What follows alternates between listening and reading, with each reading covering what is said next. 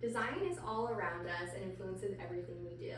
When you look at everything around you, from the chair you're sitting on, to the clothes you wear, to everything in your home and your business, everything is influenced by design and meant to tell a story. And when it comes to design for your business, it can make you a lot more money when you do it correctly. So today we're going to be talking all about how design sells and how your brand aesthetic can actually make you more money when you invest in your brand. I'm Emily Foster. I'm a branding and website designer for Wedding Pros, just like you. I have over 9 years of experience helping brands to elevate their presence and drive traffic and get more bookings. I also have worked with Wedding Pros for 4 years and worked with over 50 Wedding Pros to help them elevate their presence so that they can raise their prices, book more of their ideal clients, and ultimately raise a business that brings them more joy, more space, and more profits. If you're having any of these problems in your business, it comes down to the story that you're telling to your ideal client. So that includes everything from not attracting enough clients, not attracting the right clients, ones that are going to be price shopping, comparing you to your competitors, not being able to attract aligned personality clients, ones that become kind of like those bridezilla or terrible clients to work with. And then if you're hearing crickets, it comes down to your brand. These tactics that we're talking about are going to help you be able to sell in any type of market, whether you're experiencing more of a slower market like we have in the last year, during an election year, during a tough economy. These kind of tips of building that solid brand presence will help you to show up as your best self so that you can ultimately raise those prices and be taken more seriously by your clients. So if you're experiencing more of a slow season, more slowness in your business, then you might be experiencing a brand problem. And it needs to be addressed before we dive into your advertising and marketing. So the biggest misconception from Wedding Pros is, oh, I just need to do one more social post, I need to write one more blog, I need to talk to a few more people, and then everything will be more successful in my business. What it comes down to is the core and the heart of everything that you do.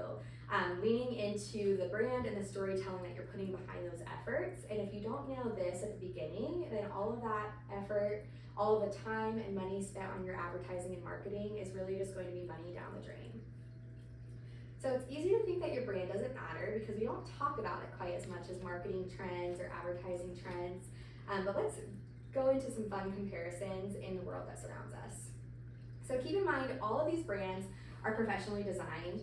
They've all had a professional team working on them, but they attract very different types of clients based on the positioning and the design and psychology that goes behind them. And there's not necessarily a difference in the popularity of these brands. They attract different ideal clients, but there is a difference in the caliber that they have based on the face that they're putting out there. And they have a perceived increased value simply because of the design that they're using. So when you look at these two burgers, which burger costs more?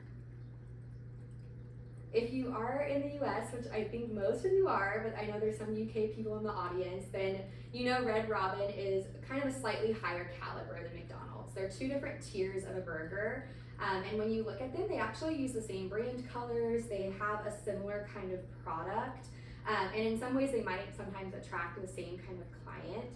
But having a more high-end design and a higher-end experience allows Red Robin to be showcased as the higher quality and therefore higher charging company. Again, even though they're using the same colors and they sometimes have like a similar like fun vibe to their messaging, Red Robin having that like higher end serif font, which means the little feet on the font in the logo, and also creating a higher end experience when their clients or their customers come into their restaurant, allows them to be perceived as higher end.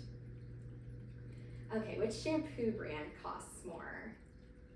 I always like a shampoo or beauty example because a lot of times when you look at these brands, the quality of the product isn't actually that different inside the bottle. A lot of it is purely the branding that's being used. When you, like, for example, look at a product that's sold at Costco, it's often the same as a product that's sold like Nexxus on the market. But the branding is just a little bit more high-end for a brand like Nexxus. So Nexxus is designed to be more of a luxe positioning for their clients. It's all about providing more sleek experience, whereas Suave is meant to be more approachable. So as a wedding pro, it's totally fine if you have a more approachable brand and something that is deemed as more budget friendly to your ideal clients, but it is really important that you have an intentionality behind that and that you know how you're showing up. That way, if you are trying to attract budget-friendly couples, it's intentional and you're not trying to position yourself towards high-end, expensive clients and kind of falling short because you have approachable branding. So Suave being a drugstore brand, their branding works perfectly, being a little bit more bold, chunky, colorful, whereas Nexus has more of that sleek feel, being more of a top-tier drugstore brand. When you look at cars, which car costs more? I always like this example too because a lot of car companies altogether use a simple logo, kind of a modern design, but it's all about the messaging that they have behind their brand. And they also both use high quality advertising. Like you're going to see the same kind of high quality commercials, the same showcasing the car in the middle of the road. But when it comes down to the difference in their positioning, you see that Mercedes has a slightly higher feel to their brand. And it's all about the simplicity and the sleek design of their logo that follows across all of their different marketing, versus Toyota, which has more of that kind of family-friendly car approachable feel to it, where it's going to have a little bit of a chunkier feel, and it's still, again, not a low-quality car. So when we're looking at this, you don't have to be perceived as a low-quality vendor by being perceived as more approachable or more casual. It's just in the intentionality of the price range that you're trying to attract. So again, nothing wrong with the more affordable options here, but what I want you to take away today is being intentional with the brand that you're building so that you can attract a clientele that is going to be your most loved ideal client, and that you can charge the prices that you want to charge and understand that you can actually charge anything you want when you have the right design laid out. So let's talk about branding versus marketing, kind of circling back to that. When you think of any of these brands, what do you remember first? Especially with car brands, I think that we often remember the logo design first, or the brand, the kind of presence that you see on a car, of course. With shampoo, you usually recognize the brand first. There's going to be those exceptions like Old Spice, like their commercials stand out, or you might think of an iconic Toyota ad, or something like an iconic Mountain Dew ad, those fun Super Bowl commercials that you see. But really, it's their logo and their brand that stands the test of time. And for a smaller business, like a wedding business, it's going to be your brand that stands the test of time and that sets you apart versus a shorter campaign that is only going to be well run if you have this solid brand to come back to. So brands are typically more memorable because they're displayed over and over again. The stat that we know in marketing is that people have to see something at least 7 times in order to be able to memorize it. So we often think that we're a broken record, repeating ourselves over and over again, but just when we're starting to get tired of it, that's when the message is starting to click with our clients. So a brand being built up from the ground is going to take literally decades, definitely years, to be able to connect with your clients. And that takes a lot of effort and consistency that we're going to go over. Marketing and advertising is more trendy and comes and goes. It's going to speak to the heart of your brand, so your brand strategy will speak to the marketing, but it is going to have seasons, like your Black Friday promos, your beginning of year, a summer flash sale. All of that is going to be a shorter promo, and it's going to need to come back to the heart of your brand. But it's not going to speak to who you are for as long, and it's not going to be memorable with your clients for quite as long. So I want you to take away, your brand should never be trendy. When you hear a designer say like, oh, let's incorporate bohemian trends, or let's incorporate modern sleek trends, like that is going to be ultimately the Achilles heel for your business if you decide to do something that's more trendy and follow something that is simply pretty. So let's talk about how design is influencing you every single day. It's in the way that you shop, the way that you feel, it influences the way that you judge others. And if you don't have a brand built, then you're most definitely putting out the wrong kind of reputation for your brand. So the most common misperception that I hear in the wedding industry is, oh, I don't have a brand, so people probably just know that I'm good quality based off the experience they're getting. What they aren't seeing is a brand presence that's allowing them to form some kind of opinion or judgment about you. So instead, they're seeing a lack of nothing. So at best, your brand is unintentional. At worst, it's kind of the opposite of what you're trying to evoke, unless you're really intentional with these kinds of steps. Marketing has become a buzzword in the industry because we think that it solves all of our problems. But if we don't have the heart of that branding ready, then we simply aren't showing up as our best selves in our marketing. So it's essential that your business has this heart, the brand and the brand strategy to it, so that you can get clients on repeat with that strategic marketing. The truth is, your marketing is nothing without the solid brand at the heart of it. It'll be flopped and a waste of your time and money. So let's get into it. Like I mentioned earlier, your brand is your reputation. Your marketing is kind of like the red carpet that it rolls out on. So when you think of celebrities, they are often a brand in themselves, just like you as a professional are a brand. If you run your business with a team of 1 to maybe 3 people, usually the face of your brand is going to be you yourself, especially if your business is named after you. If you have a smaller team, kind of like 3 to 10 people, then you still will probably have your face at the core of that brand, or you need to be intentional about the brand that you're building for that team as your business grows. And then your marketing is going to be that red carpet that it rolls out on. It's going to be that plan that carries out after you developed your brand and your brand strategy. So here's the thing, when your brand is intriguing and aligned with your ideal clients, like Taylor Swift or Beyonce's brand, then you're going to get better at brand engagement. When you have that same consistency and that same voice that repeats over and over again and people know what to expect from your quality, they're going to pay attention to that brand and they're going to engage with your brand and spend more time interacting with what you have to say. And then from there, without that foundation, your message will often feel subpar or fall flat. If you don't have some kind of core message for people to pay attention to, you're going to get lost in that sea of sameness in the scroll, in the listings like the Knot or the Wedding Wire, and you're going to kind of not stand out as the high-priced expert that you are. So by investing in your brand, you'll be recognized as the top choice, able to raise your prices, and be able to attract more of your ideal clients. Everything comes back to your brand if you haven't hit that home yet. So everything from your lead magnets, your email campaigns, blogging, paid ads, email marketing, social media, your website design, any digital products or sales scripts that you have, any kind of offer that you put out into the world through your business is going to come back to that core branding that you developed. While an amazing advertising campaign can make you millions, without that brand, then you've already lost the trust of your customer. So another thing is that your brand can help you build trust, which we will go over. If you don't feel it yet, here are some stats about how your brand can make you more money. A consistent brand presence across all platforms can increase your revenue up to 23%, which I actually feel like the stat is a little bit low because we have stats in other industries that you can increase your brand by 1 times, 2 times when you have more of that strong brand presence. 62% of consumers say that their purchase decisions are heavily influenced by a brand's values. And we're seeing that more and more of these generations are your ideal clients. So millennials and Gen Z can see right through a company or brand that isn't authentic.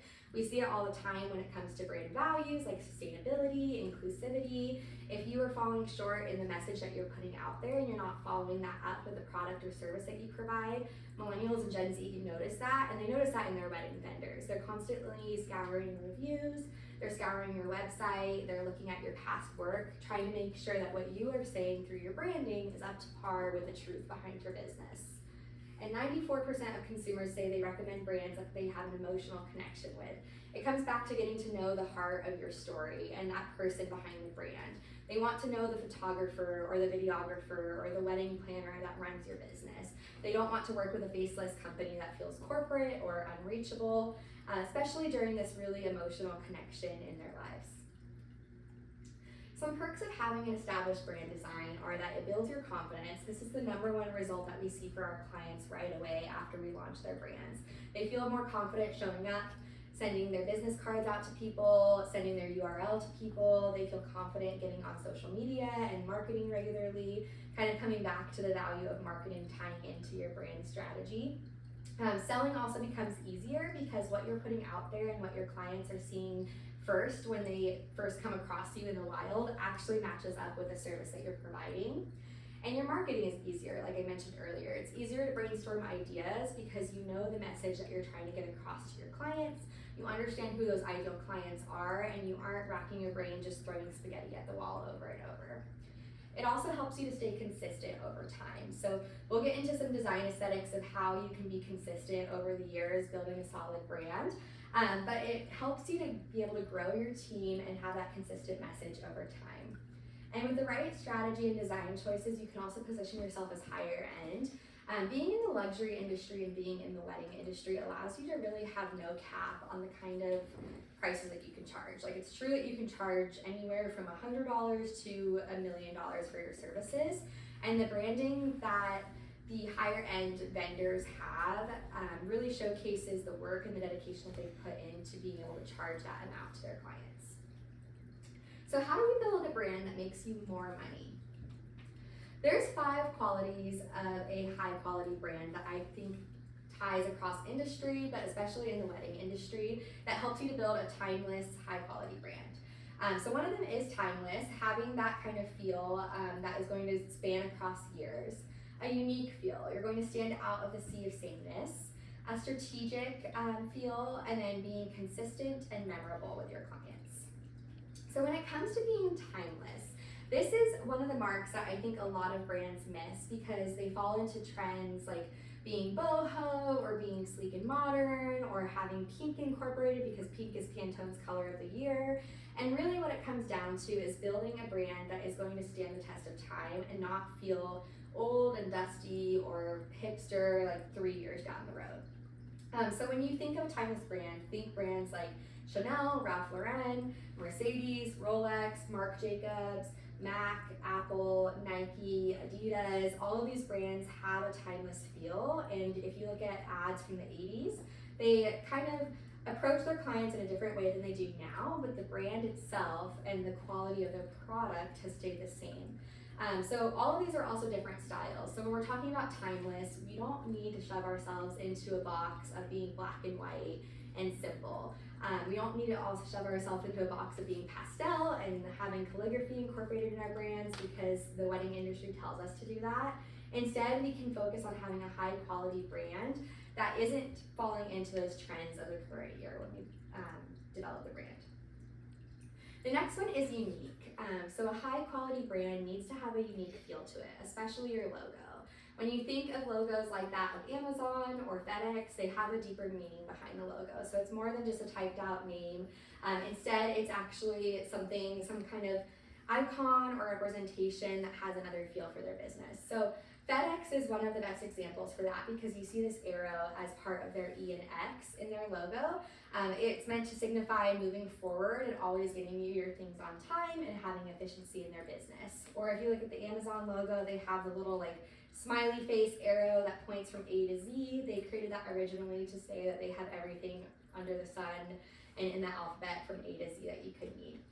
So when you think of unique brands that have that deeper meaning or a color that helps them stand out, St. Regis, Coca-Cola, McDonald's, Cadbury, all of these have something that is distinct about their brand, whether it's that icon like the arrow in FedEx or the bright orange of Home Depot that stands out or that consistent red that Coca-Cola has. So ask yourself, can the symbol of my logo be found on Canva or can it be copied? That is one of the best ways for wedding pros to tell if they have a unique brand. If it's a flower or a diamond or something that feels like you could easily find it as clip art on Canva, then you may need to start over. High quality, high-end brands should also be strategic.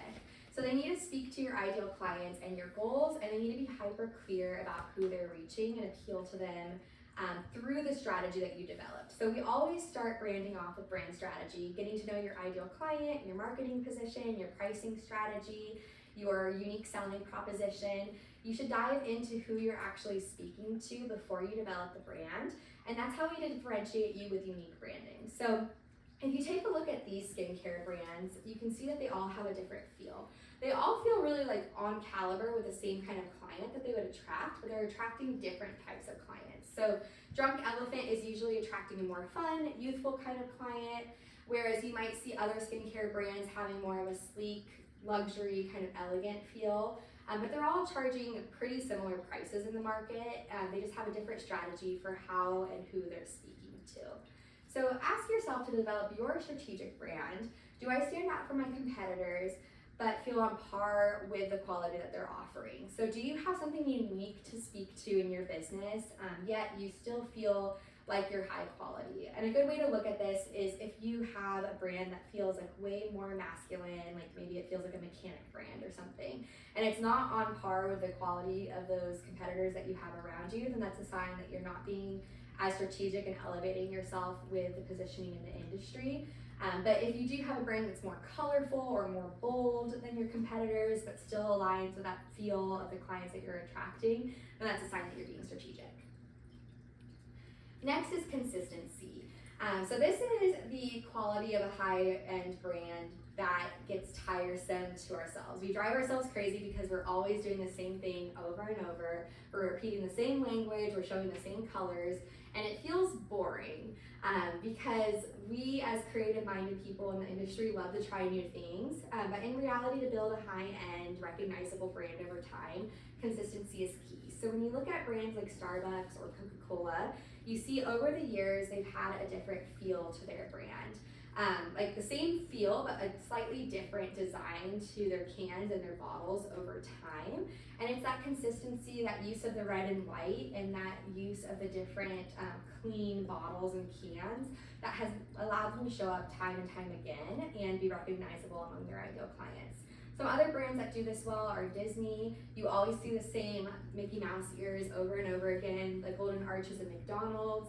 You see it used over and over again, and it doesn't change over time. So a consistent brand should be used for years to come. Like when you develop a new brand, you should be using it for at least the next 5 years, and then refreshing it maybe every 3 to 5 years, but sticking with the same core, like the same colors, the same general feel to the brand. So ask yourself, does all of my marketing look cohesive in terms of aesthetics, and does it stay consistent over time? If you're changing your color palette over and over again, you might need to come back to square one and figure out why your brand isn't always working for you. Lastly, a high-end brand is memorable. So if you ask yourself, if someone saw a piece of my marketing, would they know it belongs to me? So this is going to make sure that you tie everything back to your core brand. A core brand, a high-end brand is going to be memorable, and it's going to be recognizable by your clients time and time again by using these earlier qualities that we have. So things like the Mickey Mouse ears, the Walt Disney signature, the McDonald's arch, those are all going to be recognizable and repetitive over and over again, where they actually kind of form a shape in your client's memory. So how do you make your brand memorable? Consider using tailored elements or colors that are memorable to your business. Use colors that are different from your competitors but on par with the quality that you provide. Have a refined tagline that's memorable and catchy, something that's going to be easy for people to remember and repeat over and over again, so that when they reach out to you, they're like, oh yeah, I heard that on your website, or I saw that in your marketing and that reminded me of you, or I really connected with that. Have more than a logo. So one of the most commonly seen mistakes that I see is that wedding pros invest in just a logo, but not an entire brand. So you need to consider having a whole suite of logos, what we call a primary logo, a secondary logo, a color palette, typography, and you also need to use that across all of your marketing over time, and make sure that everything from your business cards to your welcome guides to your website are branded with those things in your suite. And then get the feel of the brand without necessarily having to see the logo. So make sure that everything that you develop in that suite comes back to that core strategy that you've developed, rather than having different kind of features that feel like a different strategy. So here's what your brand needs bare minimum to be a successful, consistent, memorable brand. We need a color palette, and there's a lot of psychology that goes into creating a color palette that helps your clients to feel something. So clients are 81% more likely to remember your brand's color than remember your brand's name. Fun fact, when you think of the Home Depot orange or the Coca-Cola red or the Starbucks green, those are recognizable whether you see the logo or not. When you think about, like, if you maybe see like a toolbox that has orange on it, or a cup that's just green, like, you start to get a feel for that brand without having to actually see their name. And make sure that your color palette is going to be something that you can use over and over again. So contrast is really important, making sure that you have light and dark colors that are readable and usable in different cases. Make sure that you're sticking to color psychology and evoking the right emotion with the choices that you have. And then once you're feeling sick of your color palette and getting tired of using it over and over again, that's the sign that it's just starting to work for your brand. Typography. My recommendation is usually to stick to no more than 2 to 3 fonts throughout your brand. So consider having contrast there where you use something like a serif, which is this typography here. It's the font that has like the little feet at the end, whereas this body copy here is a sans serif. It's missing those feet at the end. And then we also have script fonts, which are like the cursive calligraphy fonts that you have, and decorative fonts, which are like the funky kind of retro or different feeling fonts that we have. So consider combining 2 to 3 of those so that you have contrast, and be highly selective with the fonts that you use because you're going to need to use them over and over again. They need to be readable and they need to be on par with the quality that you're trying to position yourself with. Logo designs, I mentioned it earlier, but make sure you have at least 3 variations of your logos available. So a primary logo, secondary logo, and submark are usually the go-to, but a bigger suite is even better. And these are going to help you be able to insert your brand into different cases, like the corners of social media graphics, or on your business cards, on your website in different locations, on team merch or client gifts, anywhere that you can be seen as recognizable and to create that extra brand presence for your clients. And consider investing in a designer to get something that is unique and high quality, not created in Canva, because fun fact, Canva can't be trademarked. So your logos actually have to be a unique design that can be trademarked down the road if you wanted to be able to have that IP over it. And then your brand messaging. It's kind of a different extension from your brand strategy. This is going to be all of the copywriting and the written and voice of your brand. So anything that you're saying to your clients, anything that's enriching communication to them, all needs to come back to the heart of your brand and that brand strategy that you've created. And then brand assets. These are bonuses like patterns, icons, any other little designs that are a part of your business that can help evoke the feeling that you're trying to have. So it could be, if you have a modern kind of simple feel to your brand, it could be more minimalistic icons that talk about the different points and services of your business. It could be things like patterns, like this is a custom pattern that we drew for a French wedding planner of ours that has that kind of French wallpaper feel. And fun fact, all of this should be incorporated in a way that is speaking to your clients versus you. So when we created this wallpaper for our French wedding planner client, she was already over it before we launched it. She's like, oh, it reminds me of my grandma's French wallpaper in her kitchen, like her husband's grandma. And I was like, that's actually perfect because your ideal client is American and British couples, and they're looking for that kind of cliche French experience. So even if it's something that you are tired of seeing and it doesn't feel authentic to your experience, it could be something that stands out to your ideal clients and speaks a different story to them. And then make sure you apply all of those brand assets to your marketing all the time, no question of when and if to apply it. Don't change your logos up, don't change your color palette, make sure that it's all consistent across your business cards, social media templates, your website, your welcome guide, welcome client flows, contracts, invoices, everything. And then here's my little survival guide for do's and don'ts for developing your brand aesthetics. Do make sure that your logo can be used in all different colors in your brand, especially black and white. Make sure that it's visible as a white element on a dark background. Make sure that it's visible as a black element on a light background and that it's readable from a distance. Make sure that it can be shrunken down or blown up. So the rule of thumb I always use is that it should be able to be small enough that it's visible on a pen, but large enough that it still looks good and great quality on a billboard. Make sure that you have your brand guidelines saved. So any good brand designer will offer brand guidelines that have color codes, typography usage, logo usage, and all of that is kind of like your brand Bible. It should be the thing that you come back to time and time again to make sure you're using your brand correctly. And then invest in web and print versions of your logos. Make sure that you have different formats so that nothing's going to look pixelated, stretched, or off color. What we call RGB and CMYK color codes, those ensure that everything looks good in print and digital. And then we also have web and print friendly files to make sure that everything looks high quality no matter the case that you're using. Don't use drop shadows, gradients, effects, 3D effects, or anything that is going to feel trendy or kind of like short-lived for your business. Don't use clip art, so just stay away from Canva. It's okay to use Canva when you're creating marketing graphics, but not when you're actually creating the core of your brand. Don't be afraid to use bold or multiple colors though. One misconception in the wedding industry is that you have to stick to really simple design like black and white or pastels, but you can actually venture out and be bold while creating a high-end brand. And then don't use Canva until your brand is done. So I spoke about using Canva for marketing, graphics like social media templates or brochures, but use that after you've actually developed the logos. And then if you want to get more branding tips to build a high-end consistent brand aesthetic, you can find me across Emily Foster Creative. I'm emilyfostercreative.com. You can find me at hello@emilyfostercreative.com or Emily Foster Creative on Instagram and Pinterest. And here are the sources for the presentation.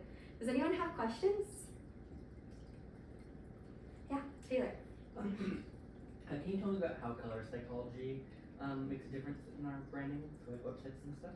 Yeah, so every color, like from red to purple, has an emotional feel behind it. So red is psychologically proven to create kind of like an angry or urgent feel amongst us, which is why you see it used in brands that want to kind of have like a faster feel. Like when we were looking at Red Robin and McDonald's, like a lot of food brands have that kind of more urgent, kind of like hungry feel to them. So red has that. Blue is often seen as a more calming brand color.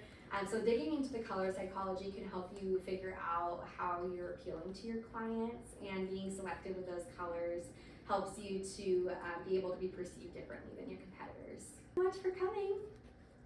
Thank you.